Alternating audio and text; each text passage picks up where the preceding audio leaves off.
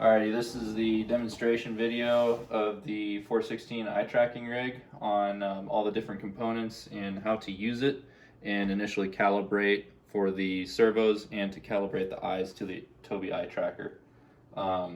First of all, we have the electrical box here.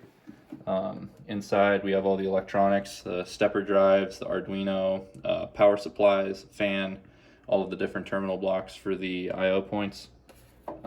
On the outside we have our main power, and this is 120 volt AC with a on-off switch, and then we have our programming port up top, so you can actually hook the system into a computer and upload new Arduino code to it. And the bottom is where we hook up our Xbox controller to actually control the rig manually.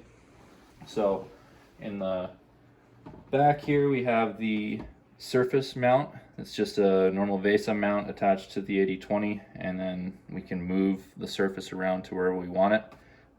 At the bottom of the surface is the eye tracker itself, and at the moment this is about 65 centimeters away from the screen, which is the recommended distance from an eye tracker. In the back we have the linear stages, which we call the Y-axis, the X-axis, and the Z-axis.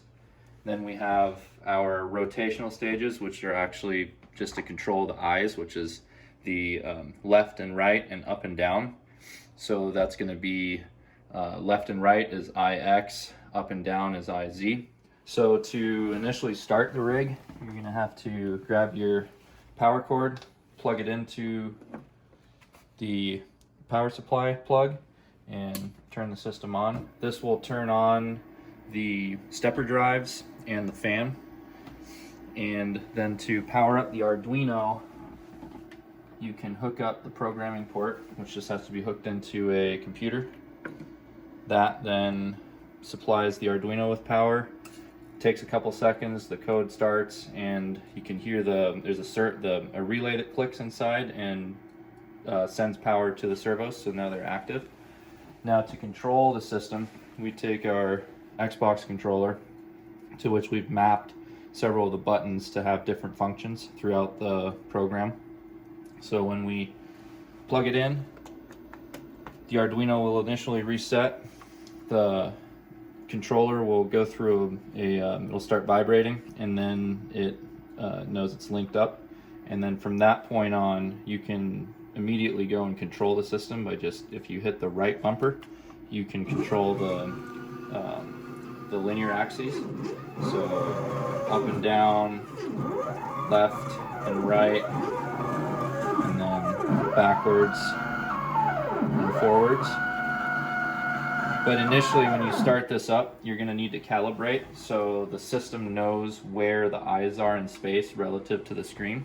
So the way we do this is we send the linear stages through a homing function, and to do that we hit B on the controller.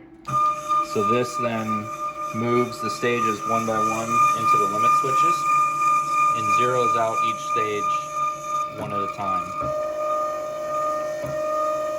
So depending on how far away everything is from the limit switches, this might take a little bit for it to do it, but it moves very slowly so that we don't miss any steps. And then this one's moving down. You can see one of the limit switches here. It's going to look for this 0 point. Now once it finishes this, it's going to move up and back off back itself off to about 65 centimeters away from the screen, and get to the point where there's a laser mounted on the bottom. We call this our chin laser. We're going to steer this laser to the bottom left side of the bottom left corner of the screen. So to turn the laser on, it's off right now, you just twist and turns it on. You can see it on the kind of in the general area of the bottom left side of the screen. So we just take our Xbox controller. It gives, in the calibration sequence, once the zeroing is done, it gives you control of the steppers again. So then you move it, the dot, down to right about there. It's the bottom left corner of the actual screen. So then you hit B. Now it's saved that location as to how many steps it, or where the bottom left point is on the screen. Now you can steer it over to the top right corner of the screen. And once you get there, you're going to hit B again. And after that, it's going to go back into an auto sequence and move to the center of the screen with the chin laser. It takes a little bit to get up there. And we're right about on the top right corner. It's good enough. We can hit B again. And once we hit B, we said it moves back to the center of the screen.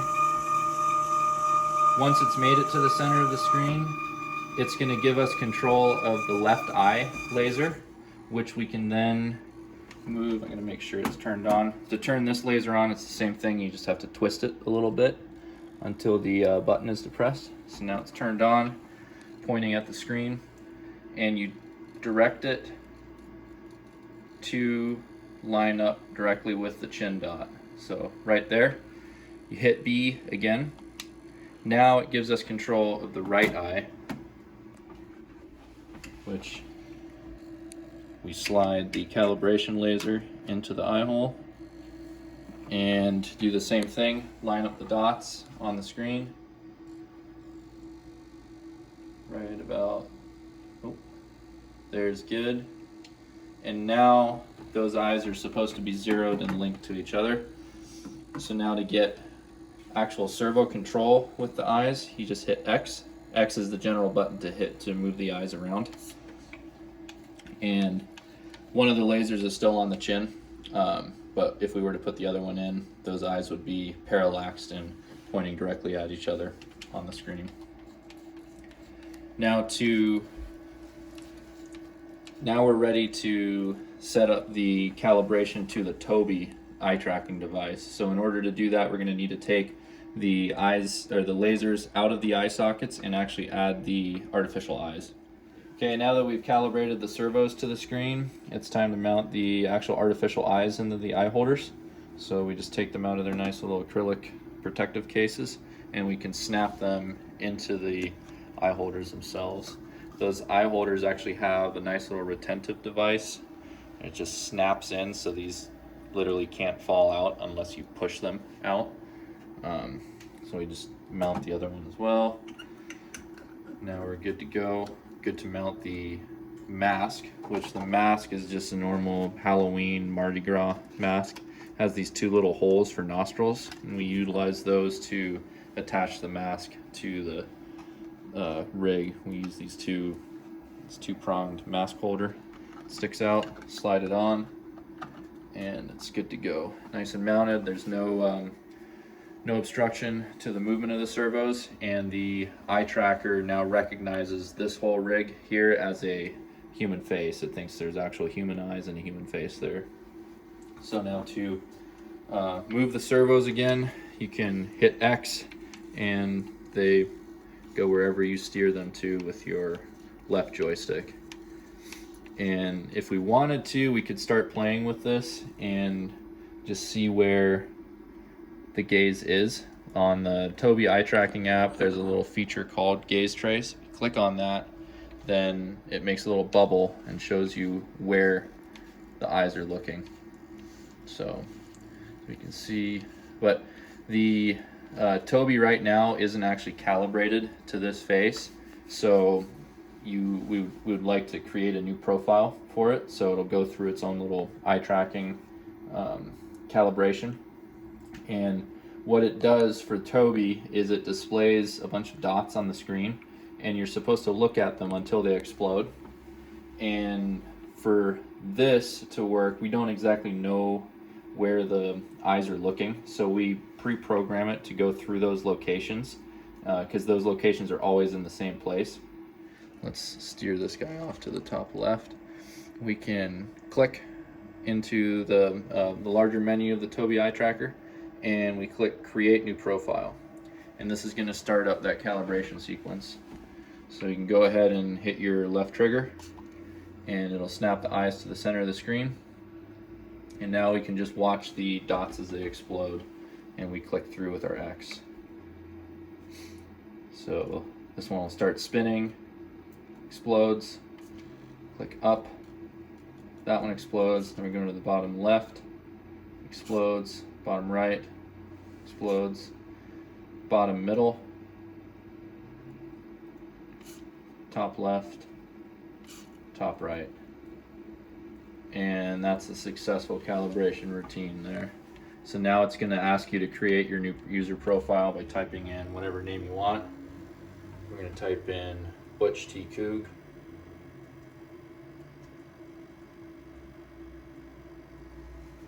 And now we have a user profile. You can go back and click on gaze trace, start that up again. You'll see where we're looking. And there we are. We're on the screen now. Now if we want, we can use the Windows eye control set of icons on the bottom here that are made so if you look at them for a certain amount of time, it counts it as a click. So if we steer down to this little message box, we can go into the text-to-speech function, which on this we can type out, actually we have, you can see where I'm pointing up here, actually with the gaze of the eyes. That was a something we typed in earlier, go Cougs. You notice the two U's for text-to-speech. The speech part pronounces words a little differently sometimes than you would actually want them pronounced, so we put in two U's to make it sound like Cougs. So we'll go through typing that real quick. So we'll go, just hover over the letter, steer your gaze to it, and space,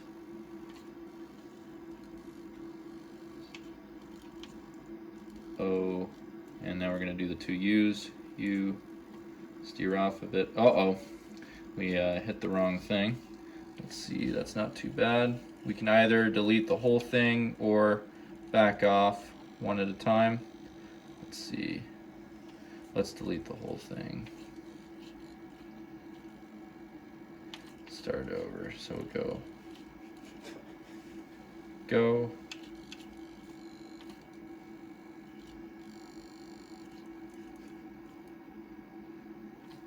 get our C,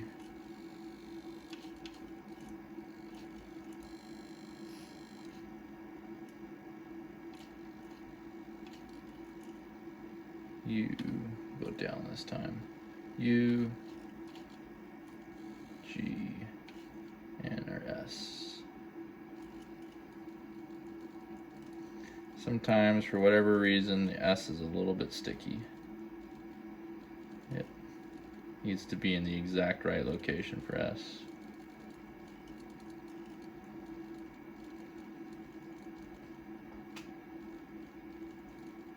There it is. And now we can hit the play button, and it'll actually say out what Go Cougs. Go Cougs. Here we go. Go Cougs.